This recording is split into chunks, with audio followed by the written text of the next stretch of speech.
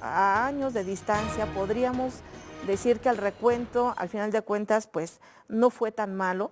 Y yo sí siempre traigo a colación una anécdota en el sentido de que si bien platicábamos con los ministros en ese entonces, ellos nos decían claramente con una ingenuidad y nos preguntaban si realmente existían indígenas en este país, ¿no? Y nos decían, ¿de verdad? O sea, de verdad porque, claro, nosotros decíamos, si lo que ustedes esperan es ver al indígena con guaraches, taparrabos, claro que no los van a encontrar, no, a lo mejor solamente en algunos lugares y por algún festival en particular, pero creo que esas son las cosas que al final de cuentas nos dejaron una enseñanza no nada más para nosotros como movimiento indígena, sino para también los no indígenas y para funcionarios de alto nivel, como pueden ser los ministros de la Corte. Una anécdota más es, por ejemplo, nosotros le alegábamos que se estaba violentando en este proceso el convenio 169 de la Organización Internacional del Trabajo, y los ministros, que bueno, ya tenía casi 10 años de vigencia para el país, y ellos también con mucha incredulidad nos preguntaban, ¿de verdad existe el convenio 169? Sí, de verdad, y se lo traemos y aquí se los mostramos. Y no obstante, y está sentado en los más de 300 expedientes de igual número de municipios en el país, que en ese momento, lo puedo decir, casi colapsa por primera vez en la historia a la Suprema Corte. Creo que algún día tendrá que escribirse también esa historia. No obstante que les decíamos que estaba en existencia este convenio, le mandaron a decir formalmente a la Secretaría de Relaciones Exteriores que contestara fehacientemente si existía el convenio 169 y que le mandara una copia certificada del mismo, pues para que ellos realmente creyeran que existía a 10 años de la existencia, ¿no? Entonces creo que, haciendo un recuento, pues hubo cosas que se ganaron, por lo menos se enteraron que sí hay indígenas en este país y bueno, pues estamos todavía en estos años, creo yo, preparándonos todos nosotros, porque sí tiene que llegar un momento en el que tengamos que nosotros fijar una agenda para política y jurídica para poder sentarnos con las autoridades nuevamente a decir, a ver, ya dejamos procesar en varios niveles, ¿no? Ya hemos hecho mucha sensibilidad, ya se han reconocido muchas cosas, pero creo que nos falta la parte estructural y creo que por ahí va el camino.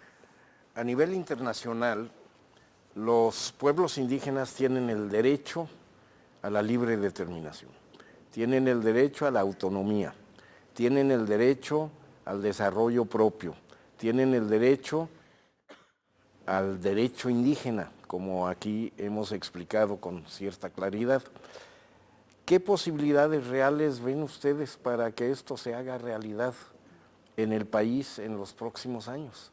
Estamos al cierre de los festejos del bicentenario y del centenario y todavía existen ministros de la Suprema Corte de Justicia quienes se atreven a preguntar si hay indígenas en este país y quienes a 10 años de su ratificación por el Estado, por el Senado, ¿no?, niegan o desconocen la existencia de un tratado internacional protector de los derechos humanos de los pueblos indígenas, que ya es ley nacional porque ha sido ratificado por el legislativo.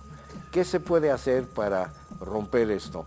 Larisa, tú has dicho que la estrategia había sido, hace 10 años, cuando sucedió esto, pues volver a las comunidades y reconstruir el país desde ahí a través de las autonomías. Ahí tenemos la experiencia de la policía comunitaria, tenemos muchas otras, las autonomías en Chiapas, por ejemplo, en las zonas zapatistas, tenemos los intentos de autonomía que son quebrantados por la fuerza y la violencia, como en Copala, en Oaxaca y en otras partes.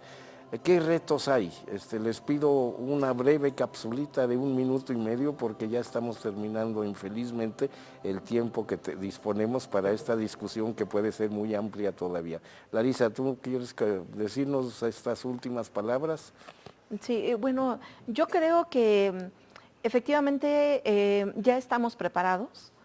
a diferencia de hace 10 años o alguna otra década, creo que muchas comunidades han mandado a muchas de sus gentes a prepararse en diferentes niveles. Realmente nos da mucho gusto que en las ciudades no solamente cada vez hay más presencia indígena, sino que esta presencia se está formando y se ha estado formando durante muchas décadas. Y creo que no va a faltar mucho tiempo en el que realmente logremos articularnos para empezar ya a lograr los consensos primero al interior de los mismos pueblos para poder llegar con una agenda política y legal hacia las autoridades formales en este país. Sí me parece, sin embargo, que es muy importante las contribuciones que puedan hacer a este proceso, pues no solamente compañeros mexicanos o mexicanas, sino también los organismos internacionales han jugado un papel muy importante en el apoyo en la formación, por ejemplo, de profesionistas indígenas en el país, a lo largo y ancho del país, ¿no? Las experiencias internacionales que ya se han tenido por varios compañeros, por ejemplo, Marta, ¿no? El compañero Bruno y otros compañeros, creo que nos están dando la posibilidad de nuevamente intentar, porque no sabemos, ¿verdad?, cómo responda el Estado, pero creo que tenemos ahora, a diferencia de otras épocas, muchos más elementos e instrumentos para poder entrar nuevamente al diálogo, porque lo que sí nos queda claro es que si nosotros no impulsamos desde nosotros mismos la reforma que requiere este país, muy difícilmente va a venir por otro lado, ¿no? Gracias, Larisa. Sí. A ver, miren, yo creo que en derechos nosotros ya no podemos seguir esperando permiso. Nosotros a 15 años, por ejemplo, que estábamos nada más en el asunto de justicia y seguridad, hoy tenemos que crear una institución educativa con nuestra propia visión, porque no somos ignorantes. Porque si antes existían gente que leían las estrellas, la luna, si hay escritura, que no en letra, pero en pintura donde reflejaban su conocimiento, ¿sí?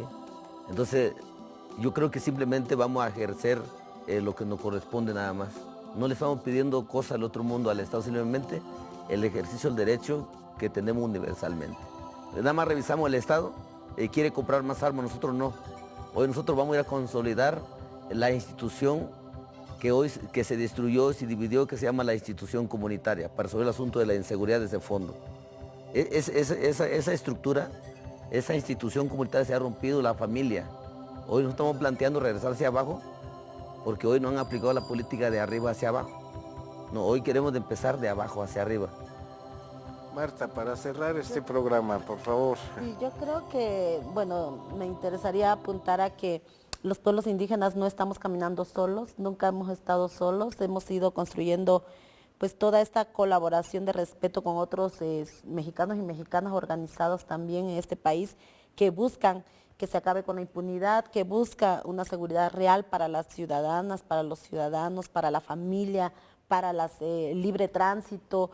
Y yo creo que en ese contexto en México, después de la reforma del 2001, están las cuentas a 10 años, todo el mundo sabe que en este país la democracia está en peligro, que los partidos políticos que traicionaron la reforma del 2001 están ahí, tienen nombre, tienen apellidos, tienen algunos los mismos actores que hace 10 años al frente, los mismos políticos, las mismas mentalidades racistas y discriminatorias que usaron en ese contexto el asunto de no reformar de acuerdo a lo que se construyó en los acuerdos de San Andrés, porque con eso, según ellos, se violaba más a los derechos de las mujeres indígenas, que nosotras rechazamos tajantemente en su momento esta protección del Estado falsa, además, que somos mayores de edad, que somos mujeres no ignorantes, que somos hombres y mujeres que estamos, además yo creo que dejar claro que no estamos luchando para derechos solamente que sirvan a la vida comunitaria, sino para brindarlo al país como una